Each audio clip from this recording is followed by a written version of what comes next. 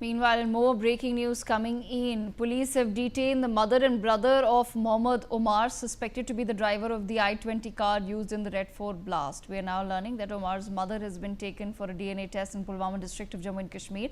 Officials have stated that we have taken the mother of the suspect to collect DNA samples in order to match with some of the body parts that have been found at the blast site. Two brothers of the suspect accompanied their mother to the hospital. The officials have said that 3 people who were linked to the sale and purchase of the car involved in the blast have also been detained for questioning.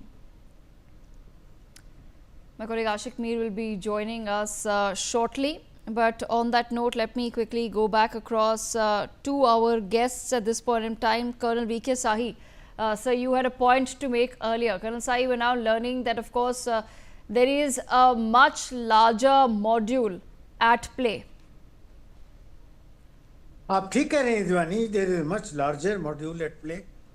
I was going into the background. What is happening is in news all over. Where did it all start?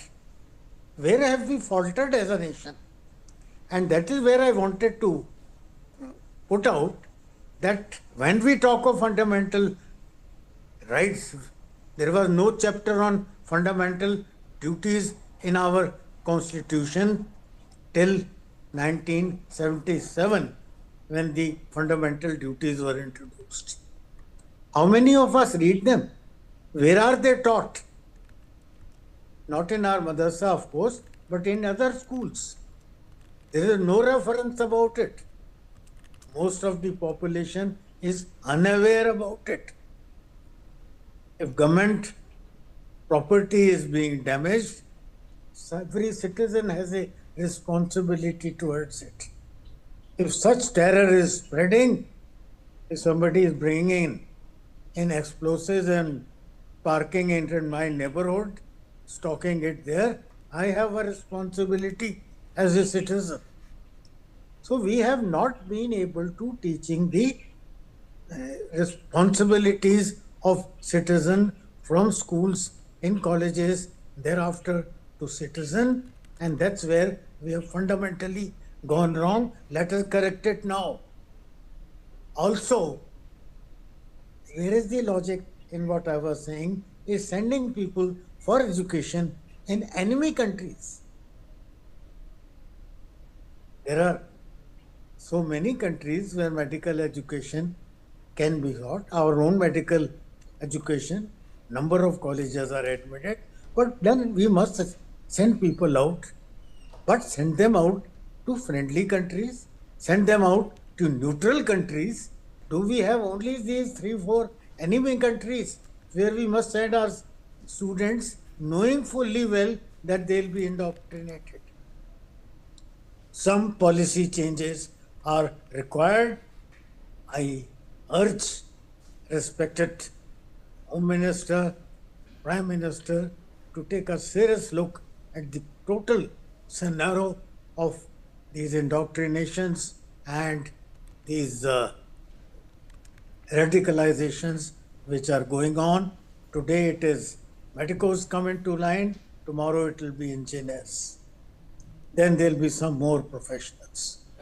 And before all this multiplies to create a chaos, which I am sure not only the deep state, some people within the country are also trying to do.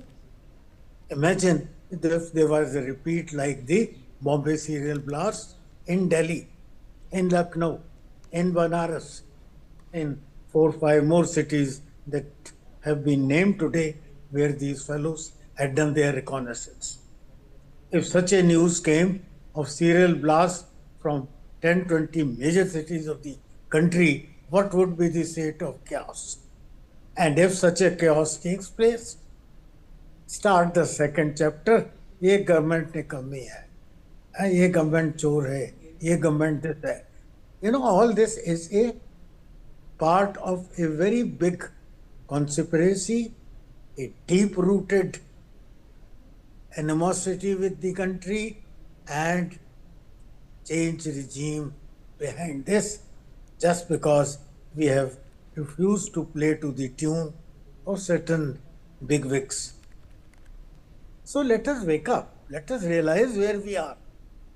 And if we want to be Atmanirbhar, if we want to be a leading country, if we want to be Vishwakru, we got to clean up our house first and clean up of these rascals.